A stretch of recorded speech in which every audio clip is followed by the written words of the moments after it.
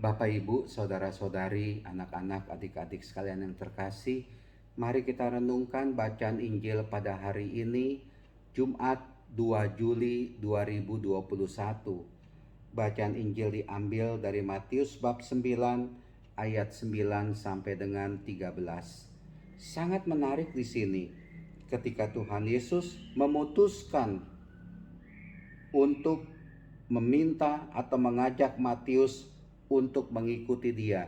Ikutlah aku. Maka berdirilah Matius lalu mengikut Yesus. Bapak, Ibu, saudara-saudari terkasih, mungkin baik ketika kita mendengar ungkapan kalimat dari Tuhan Yesus, ikutlah aku, kita bisa merenungkan apa yang membuat saya mau mengikuti Tuhan Yesus. Apa yang membuat saya mau menjadi pengikut Kristus. Silahkan kita renungkan ini semua dalam kehidupan kita, yang akhirnya apapun juga jawaban kita, semakin membuat kita menyerahkan diri kepada Tuhan Yesus, semakin mencintai mengasihi Tuhan Yesus, semakin percaya kepada Tuhan Yesus, semakin setia menjadi pengikut Kristus. Itu yang penting dalam hidup kita ini. Sesuatu yang menarik bisa diperlihatkan di sini, betapa orang-orang Farisi itu punya pandangan yang negatif, yang jelek itu. Ketika Tuhan Yesus datang ke rumah Zakius dan makan bersama dengan pemungut cukai, dan menurut orang-orang Farisi itu adalah orang yang berdosa, Tuhan Yesus tidak mempermasalahkan orang yang berdosa itu yang ada di sekitar Tuhan Yesus. Karena Tuhan Yesus itu datang untuk membuat mereka semakin dekat dengan Tuhan, bisa menanggalkan dosa kesalahannya, dan bersuka cita di dalam kasih, di dalam kebenaran Tuhan. Tuhan Yesus itu datang bukan untuk memanggil orang yang benar, tetapi memanggil orang yang berdosa. Tentu saja supaya orang yang berdosa itu bertobat, supaya orang yang berdosa itu kembali mendapatkan rahmat, kelimpahan, kemurahan hati Allah. Tidak seperti orang Farisi yang selalu menganggap dirinya itu benar, menganggap dirinya itu suci, menganggap dirinya itu baik, dan memandang orang lain itu jelek, memandang orang lain itu berdosa, memandang orang lain itu bukan anggota kerajaan surga. Sepertinya orang Farisi ini benar-benar memonopoli kebenaran, memonopoli rohani, memonopoli kerajaan surga. Padahal mereka jauh dari kebenaran, mereka jauh dari kebaikan. Orang-orang Farisi itu jauh dari kerajaan surga. Dan Tuhan Yesus tahu pikiran mereka.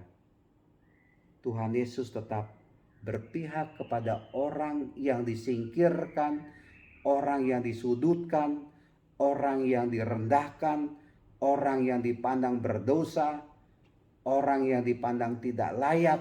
Tuhan Yesus mau datang kepada mereka, dan Tuhan Yesus mengangkat mereka dengan segala kasih-Nya, dengan segala cintanya, supaya mereka itu bebas dari belenggu dosa, supaya mereka itu sungguh bisa menjadi anak-anak Allah. Sedangkan orang Farisi bagaimana? Ya, bukannya mereka itu tidak mengalami belas kasih, kerahiman dari Allah.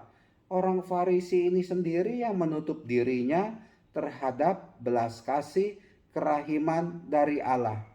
Mereka menutup diri, sepertinya mereka itu sudah suci, mereka itu sudah hebat, dirinya itu sudah kuat, dirinya itu sudah kudus.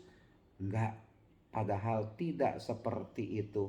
Orang Farisi memandang orang lain itu penuh dengan dosa, padahal dirinya sendirilah yang menjadi gudang dosa tersebut.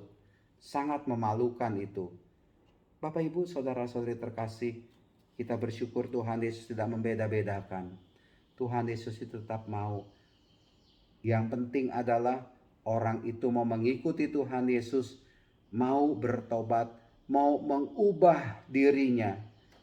Inilah dia pentingnya menjadi pengikut Kristus, mengubah diri dari katakanlah situasi dosa menjadi anak-anak kesayangan Tuhan, anak-anak kesayangan Allah. Tuhan memanggil kita untuk jadi orang benar. Tuhan memanggil kita untuk jadi orang baik. Tuhan memanggil kita supaya kita bisa mengamalkan, melakukan kasih, melakukan kebenaran, kebaikan dalam kehidupan ini. Nah, Bapak Ibu, saudara-saudara terkasih, semoga panggilan dari Tuhan untuk mengikuti Dia juga kita wujudkan, memperlihatkan sikap-sikap rohani kita yang keluar melalui pikiran, tindakan, perbuatan, perasaan hati kita kepada sesama dengan hal-hal yang positif, yang baik berdasarkan kasih Tuhan. Ikutilah Tuhan Yesus dengan penuh setia. Di dalam Tuhan Yesus kita bersukacita. Amin.